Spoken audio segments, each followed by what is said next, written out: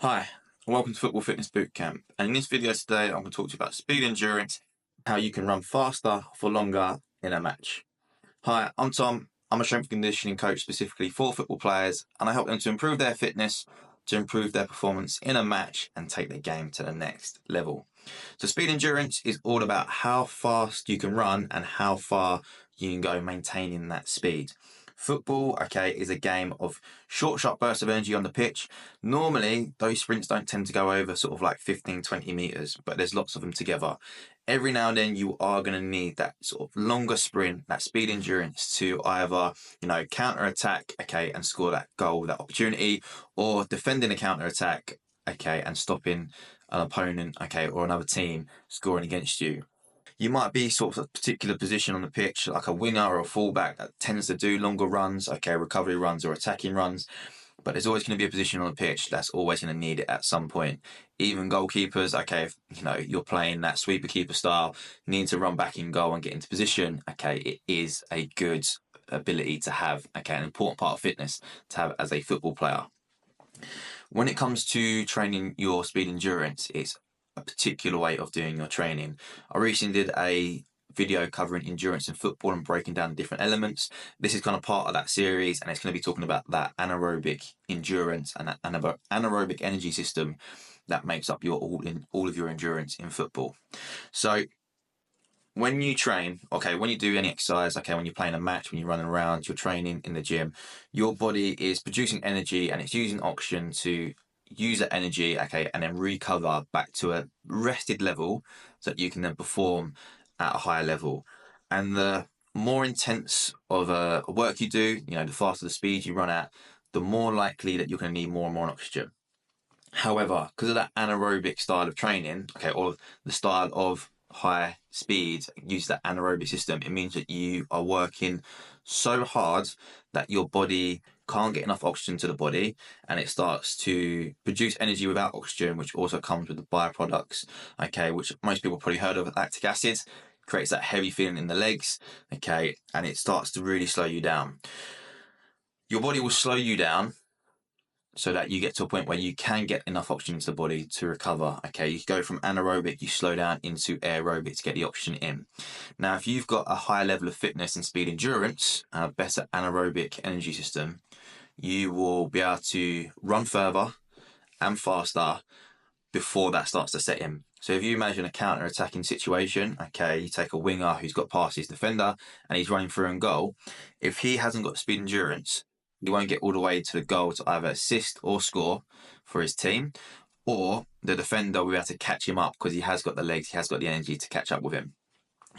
And you can vice versa that, you can put that the other way around. As a defender, you need to get back and you need to have the legs to chase that attacker down.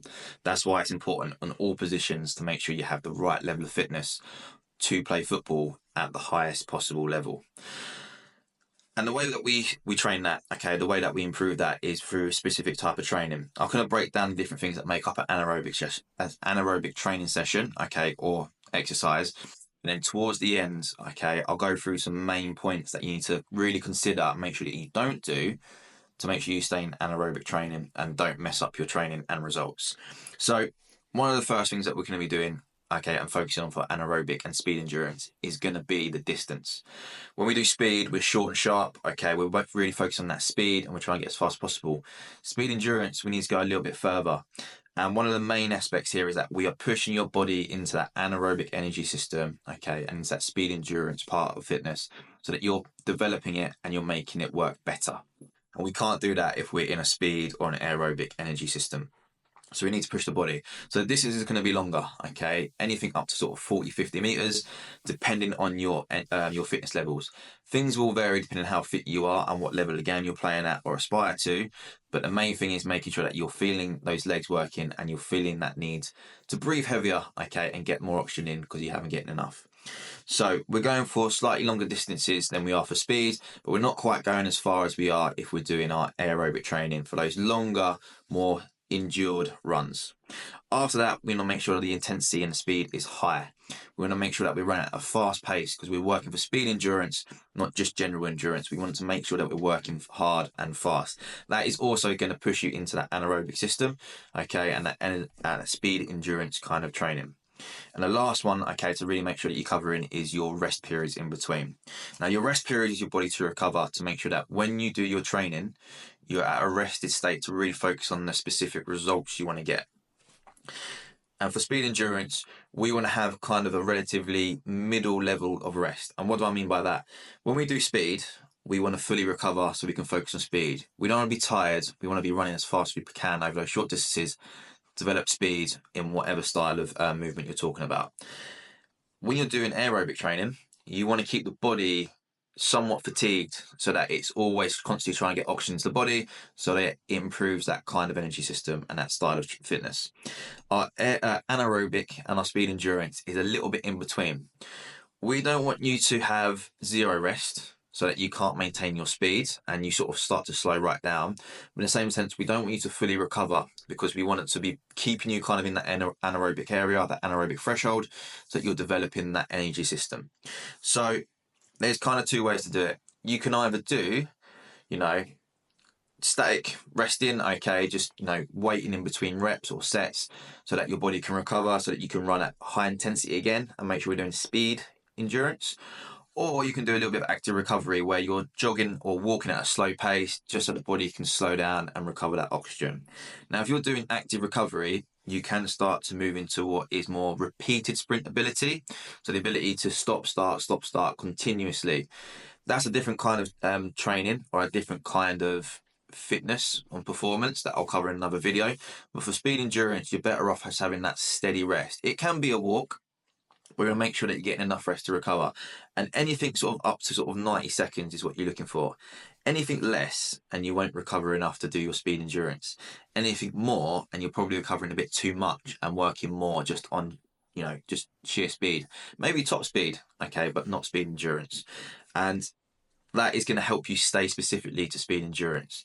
So they're the main things to focus on, where it's distance, speed, and your rest time.